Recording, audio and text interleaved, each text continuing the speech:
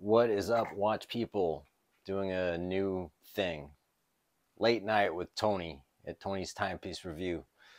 I'm wearing my beautiful Rolex Daytona. You know, I still can't believe that I have this watch. I don't know. Sometimes I kind of feel like it's a dream, that I just never thought I would actually get one. OPs and Datejust seem to kind of come relatively easy, but never a sub. But anyway,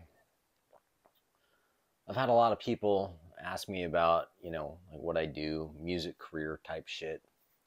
And I'm pretty private, I don't really talk about it. I am in the music industry, more specifically now, music publishing, as well as I'm still an artist, but I don't really talk about it.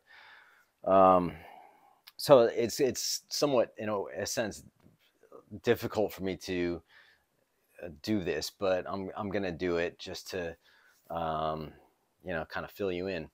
Um, I've been a musician for most of my life. I mean, my mom was a concert pianist, classical, and so I grew up in music. I got my first guitar when I was about 8 years old, and from there, it just progressed. It's like um, I could tell you some stories from when I was young and how guitar made such an impact on me. But I don't want to really start from there. When I was younger, I had moved to England. I was about 15. I played guitar, and essentially what I wanted to be was a professional tennis player. But music just kind of took over. Kind of wish it hadn't. But some of these things you can't choose. They just happen. And I started a band, and we were like a glam metal band, like kind of Motley Crue, except my guitar heroes were Jimmy Page and Randy Rhoads from Ozzy Osbourne, and from there went on to guys like Steve Vai. Before Steve Vai became real popular, he was in Frank Zappa's band, and I was into Frank Zappa and kind of that kind of stuff. But I was also a huge Sabbath fan, Ozzy fan, and so I love that type of music. Um, I had come back to LA from England, and I went to music school, Grove School of Music, which was jazz. So I have a degree in jazz harmony, music theory, all that good stuff. And I got into writing music books, transcribing music, playing guitar, and I ended up getting a bunch of sponsorships, guitar endorsements, things like that. And the whole goal is to get into a project, that is successful. So I started doing session work and got into some bands. Well, eventually bands that were very successful, and I got to tour. And I don't talk about a lot of those bands because, for the most part, I didn't get along with some of the guys in the band, or I didn't like the music that much. I was just doing it for a paycheck. Because for the most part, when you're in your early 20s and you're going through all that stuff, I was either homeless or on tour, and legit homeless, and so it was a tough life, and and you just never know where your next paycheck's coming from. And so I had been lucky that I had gotten some cool gigs. I played on a lot of records, including I played on. It's funny enough because I never really cared about fame or any of that shit. I just loved music, and I didn't care whose record I was playing on. I just was doing it, because I was doing it. And so, but I did work with on a record with Mickey Thomas from Jefferson Starship, Elvin Bishop, Fooled Around and Fell in Love, and then I found out many years later that record never came out. So I'm like, yeah, I mean, I worked with Mickey Thomas, except I'd never met the dude. I was working for Bobby Hart, who wrote a lot of the songs for the Monkees, from the Boyce Hart songwriting team. Some old school guys that were really well known, legends, but it was cool. But then, and I was playing electric guitar primarily. So I'm going to post a video, just it's a couple of minutes or less than a minute, of me playing in my apartment in Van Nuys, California, when I was probably 20, 21 years old. And I don't play electric guitar anymore. So, you know, I got to do a lot of really cool shit. I got to tour.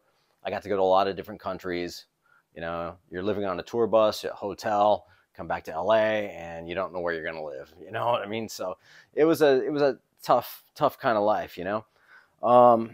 Then a little bit later, I, you know, did the singer-songwriter thing. You know, I wanted to just be real simple. I didn't want to be that technical guitar player in the hired gun. It was real stressful because, you know, for the most part, you know, I was doing a lot of instrumental guitar stuff back in the day. That was a big thing. And so I just didn't want to do that anymore. So I went real basic, did the singer-songwriter thing, didn't realize I could sing. Someone at Geffen Records, a big record company, said that I should sing when I played them some of my demos and whatever, and did that, became sort of successful. Did a lot of shows with a lot of big artists, and I was also the #2 most requested artist of 2002 on Comp 92.3 in Las Vegas on Lori Steele's show. From there, you know, I did a lot of work for K-Rock in LA for the Kevin and Bean Morning Show. And then I got into playing ukulele. And the weird thing about playing ukulele was, gosh, man, it's back in the not Facebook, but the, what was that, MySpace. I posted a demo on MySpace and I got like 10,000 plays in like 2 days. Then all of a sudden I got all the attention for these record companies and managers and agents and blah, blah, blah. Then I got sponsored by Koaloha Ukulele, who I'm still with to this day. Went to Hawaii, toured for a month, got nominated for a Grammy, all kinds of crazy shit. And it was cool, but I got burned out and I just kind of didn't want to do music anymore. So I stepped away from it and moved into a different direction in life. And then I found myself, you know, I was turning down a lot of gigs. I was getting a lot of offers and I was making a lot of money at one point. And eventually I found myself homeless again. You know, when you're an adult grown man and you got nowhere to live, man, that's scary, you know. But I'm a fighter, you know. I've been through a lot of shit in my life and I don't take anything for granted, you know. So it's kind of weird when I get some of the hater comments on here. It's just like, dude, you have no fucking clue. No fucking clue. I've had some good shit in my life and I've had the worst of the worst, man. You know, some bad shit and some cool shit. So, you know, having said that, I didn't want to do music anymore, you know? And then in 2018, I ended up, by happenstance, signing a record deal. And I wasn't really interested in signing another recording contract, but 2018, it just so happens the former president of Warner Brothers Latin Division Music heard me with some of my Latin flamenco style guitar playing, and they signed me to a deal and a publishing deal. I released a record through them in 2019 called Another Rainy Day. I don't like that record, except I think there's one good song on there called Alone Again. We did an official music video for that, and then another one for another song. On the ukulele side, I did a record that came out last year called Ukulele Flamenco, which is like flamenco guitar on ukulele. Anyway, if you stick around, I'll post some shots of, like I said, my apartment in Van Nuys playing some electric guitar. That was an intro for an instructional video because I used to do guitar instructional videos, and I'll just post some other stuff. So if you stick around, I appreciate it. If you don't, that's fine too. This is not a video about watches. This is just really giving you a little bit of insight into who I am, what I've done, and I've been blessed to be able to kind of recover from so much that has happened, to be able to even not only afford a watch, but to be able to buy a Rolex or a Cartier or whatever watch it is. That's why I always say it's not what you wear, it's how you wear it. And it doesn't fucking matter if you have a Timex or a Rolex. You know, to me, it comes and goes. But I am blessed and I'm happy to be here and to be able to do these videos. I've had this watch channel now since 2016, maybe early 17, but it's been a few years, man. It's still a small channel. You know, there's so many other guys out there that have really big channels, but you know, slow and steady, consistent, I don't know, whatever you call it. But the bottom line is I appreciate you, and I hope you're still watching this. But if not, take care.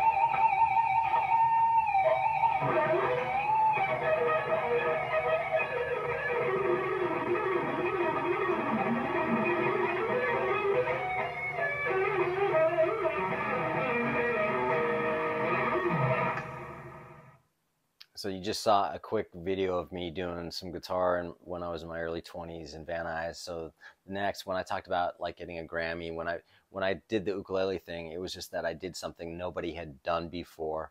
And when I say that, it's like no one had done what I did on the ukulele. So it's pretty crazy. Most people think of Tiny Bubbles and all that stuff, but I took the ukulele kind of to a different level. I got pretty popular with it. And you'll see in this next video clip, if you pay attention to it or watch it, that it's a little bit gnarly in what I was doing. I don't play this style anymore. Again, I play more of a Latin flamenco style with clean sounds, not so much distortion.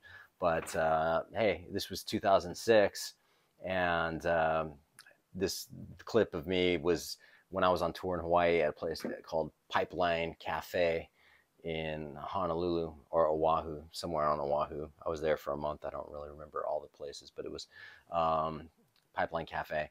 And then I'll post another video of some other music stuff. All right. Thanks.